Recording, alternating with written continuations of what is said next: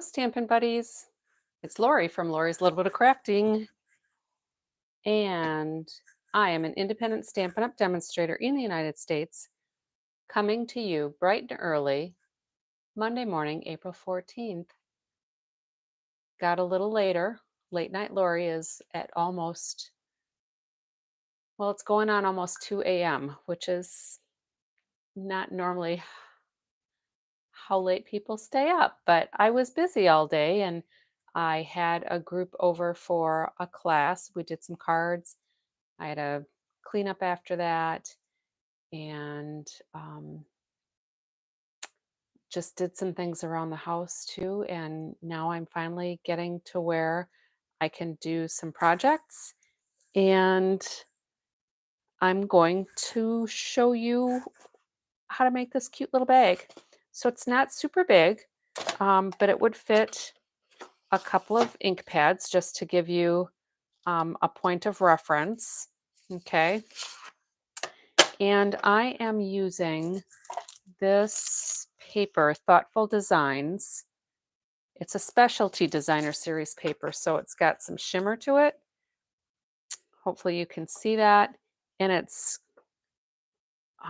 dual colored. So the piece that I pulled out is actually Petunia Pop on one side. Hopefully you can kind of see that color coordination there. And then it gradually fades or turns into Calypso Coral.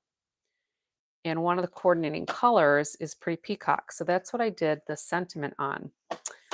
Now, let me move my paper out of the way.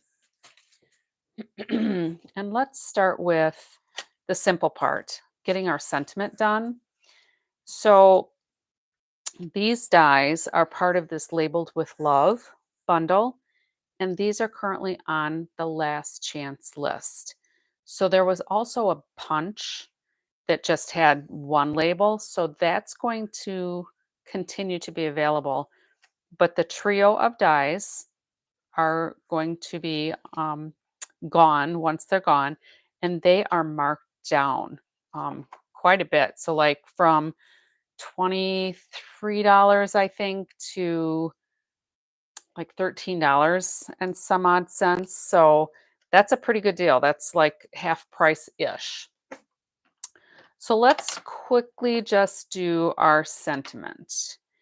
And we're going to do this in Pretty Peacock.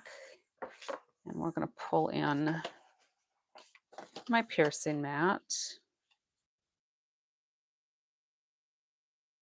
And we'll just go hopefully in the center. And then I'm going to use a blending brush with that Calypso Coral. That looks really good. With the Calypso Coral, I could have done the Petunia Pop on this one because there's a lot of that color showing on that side, but that happened to be the back of my page. This time I'm going to make the Calypso Coral the front, so I'm going to do the blending brush with the Calypso Coral. Get rid of the Petunia Pop and Pretty Peacock. We'll just use this Calypso Coral. Let's get this opened up. Let me see if I did get a notification on my other device. Let me make sure my volume is down. And if you're watching with me, let me know where you're watching from. I know this is not prime time for people in the United States, at least. So when I do my blending brushes, I pick up some color, but I brush it off a little bit so that I don't get a big smudge of color, basically. So I work from my outer edges and then I move in so that the color is more gradual instead of just an abrupt laying of color. So I'm happy with that. And then that third label I'm not going to need. Now, another item that I'm using is the Thoughtful Wishes. Not the stamp set, but the dies that I got as a bundle. These are also on the last chance list, I'm pretty sure.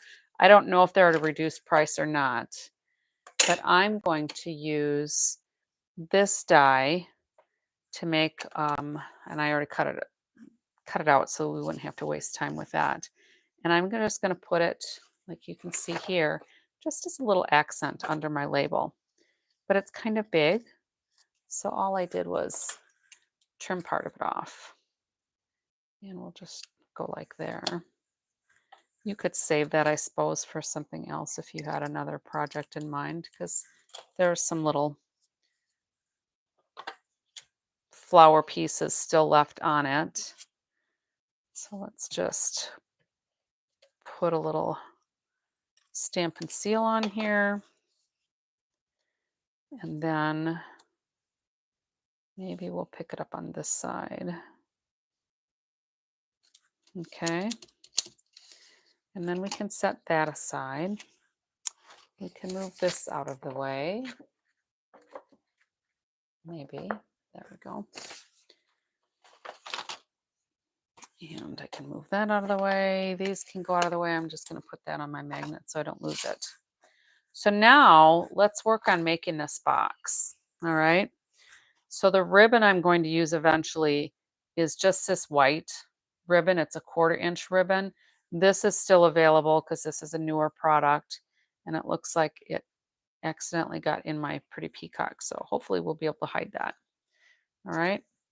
And this is cut, I cut it at about 24 inches.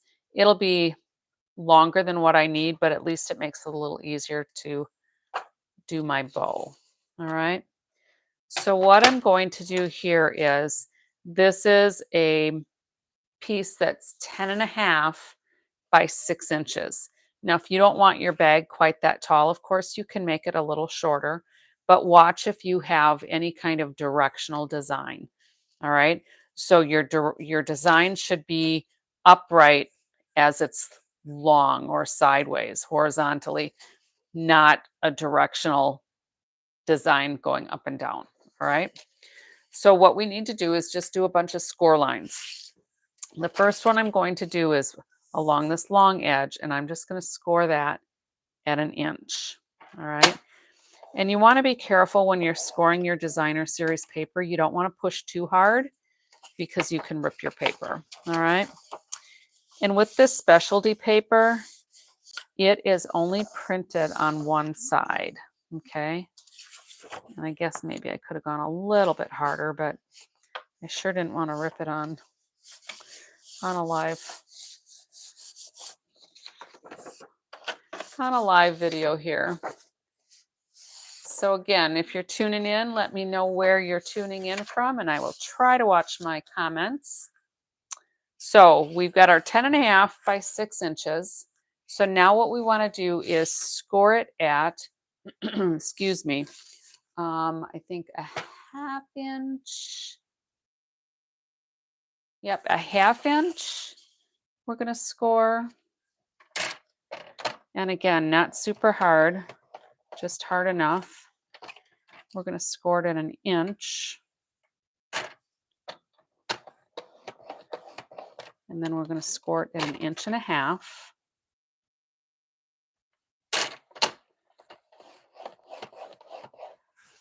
And then we're going to open up the arm on our trimmer here because we'll eventually need to go a little further. And then we're going to score it 5.5 at 6, and then 6.5. So there's 5.5, 6, and 6.5. And then we're done with our trimmer.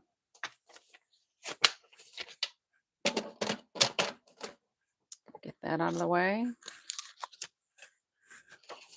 And then we're just going to go ahead and fold that all the way in, and we're going to create basically a gusset for our bag. Okay.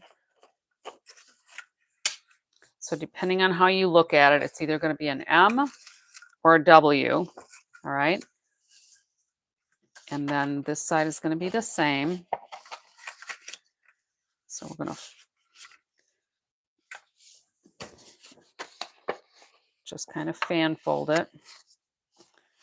All right.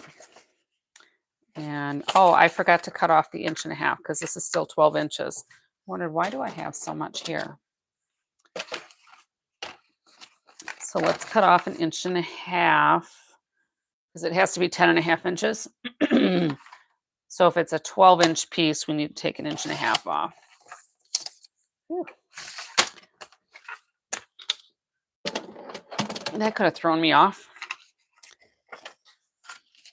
All right, so here's what we have. Okay. So this is going to end up being the front of our bag because I like to have my seam in the back. So I'm going to open this up and I'm going to put some tear tape on the inside because I want that at the edge. And I only need to go down to that 1 inch where it's scored along 1 inch here. And when I peel this off, this little piece that's over, I could either cut it off or I'll just end up folding it over on itself. And then I'm going to put some on the edge here. That way the whole seam is going to have adhesive. All right. So when we put this together, there's going to be some on this edge that will extend to here. And then this edge will capture it more on the inside. So it's going to be super secure. All right. So what I want to do then is just flatten this out because that's going to be easier to secure. So let's go ahead and take that piece off, and this piece off, keep this folded down, and then as we just have it folded in half here,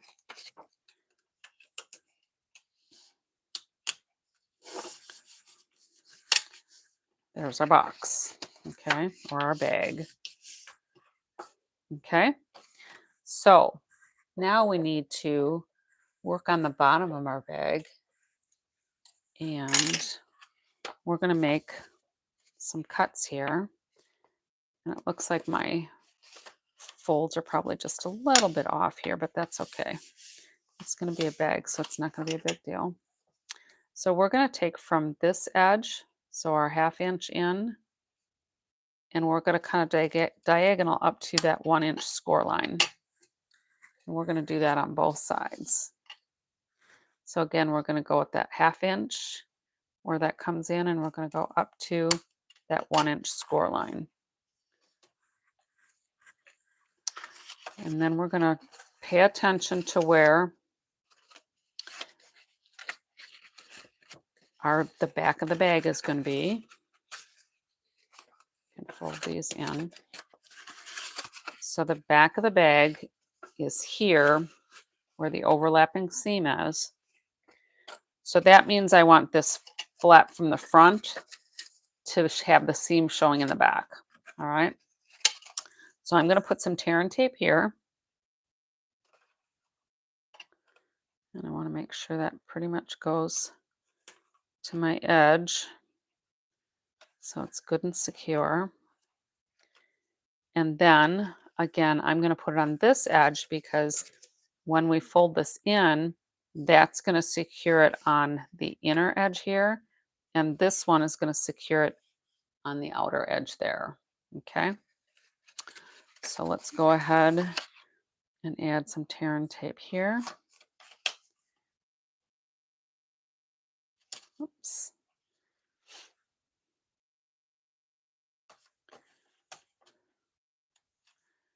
And I like to put my tear and tape around my whole hand.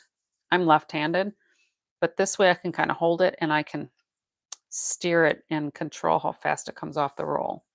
That works for me pretty well. And then I'm going to go ahead and just kind of burnish our tear and tape on here. Okay. And then let's take our backing pieces off.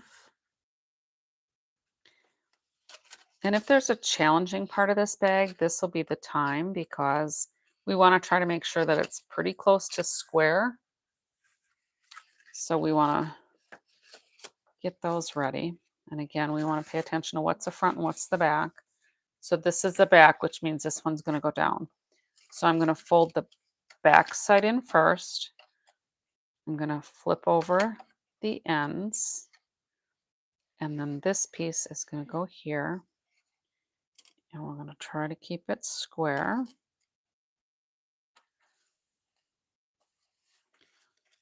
And then I'm just going to put my hand in here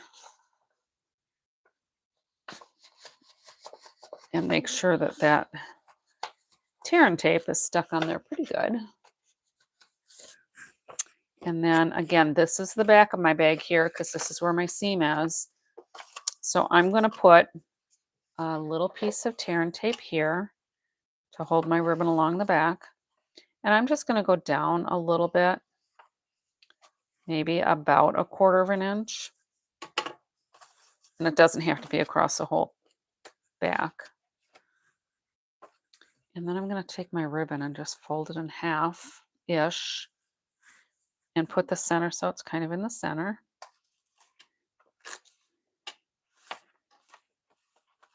And that way that'll hold in place when whoever I give this to unties their bag if they want to untie it. They won't need to because we're going to keep that ribbon loose enough. But we're going to put just a little piece here as well, about the same distance down, and a little piece on this side as well.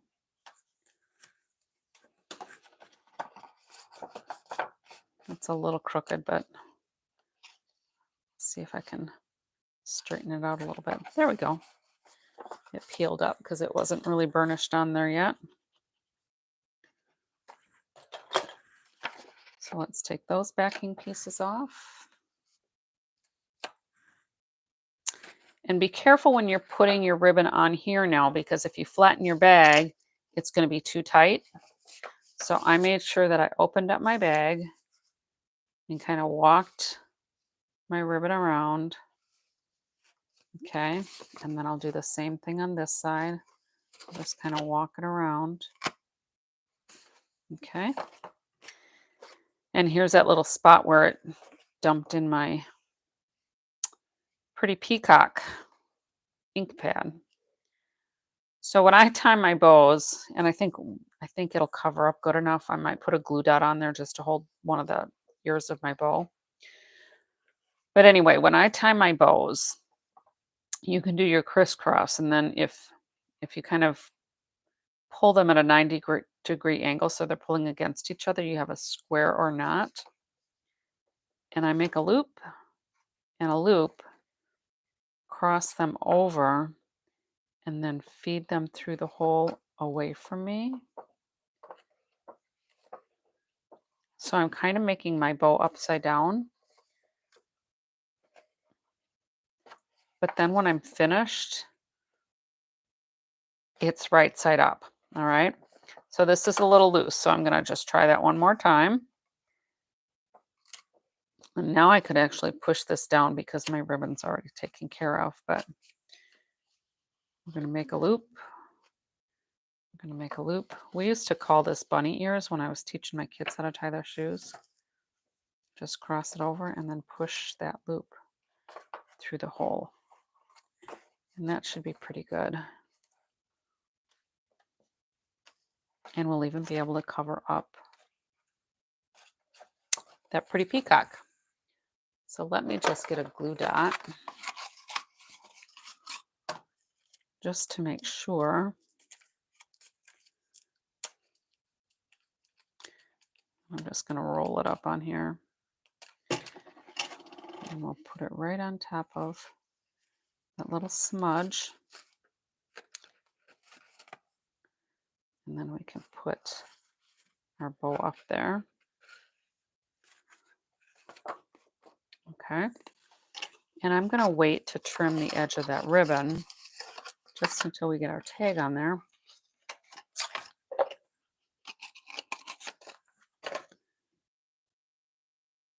Not sure where that came from. All right, and then we'll take this, and you could put it on a dimensional, I suppose. That might be kind of fun. it raised up just a little bit. I have some little pieces here, so I'm just going to use them all up so I can get rid of this scrap.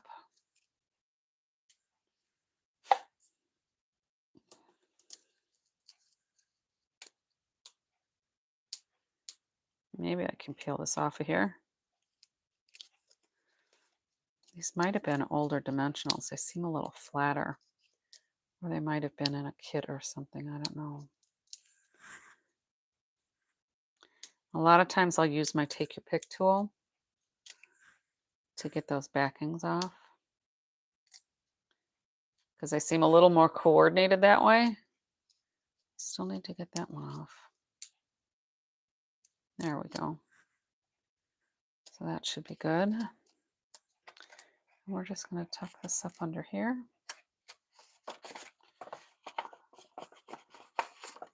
And now we can go ahead and trim the ends of our bow.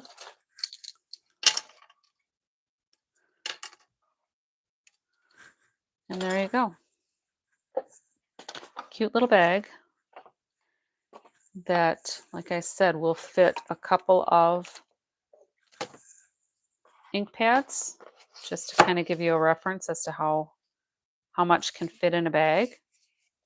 So, you could put a lot of different things in there, but, that would make a nice, if you had like some Easter paper or something, you could make some little Easter treat bags for people. Mother's Day is coming up, teacher appreciation, put something out for your postal carrier, just something nice. You could put a little candy bar in there and you're all good to go. So I hope this is a project that you'll try for yourself. So again, you're going to have a half sheet of designer series paper. So your 6 inches, you're going to trim it to 10.5. You're going to score it at a 1/2 inch, 1 inch, 1.5 inches, and then 5.5 inches, 6 inches, 6.5 inches, scored at 1 inch at the bottom. Cut some little wedges so you can tuck those little feet in on the sides, and then put it all together with whatever kind of label or embellishments you want on there. So that's all I have for you tonight. If you do make this, maybe you can include a picture in the comments. I don't know if that'll work here. I haven't been doing YouTube lives real long, so I'm still kind of learning what kind of things can go in the comments. But thank you for stopping by and spending a little part of your day crafting with me. And if you like the video, give me a thumbs up if you could. If you share my video, I appreciate that as well. And until next time, happy stamping.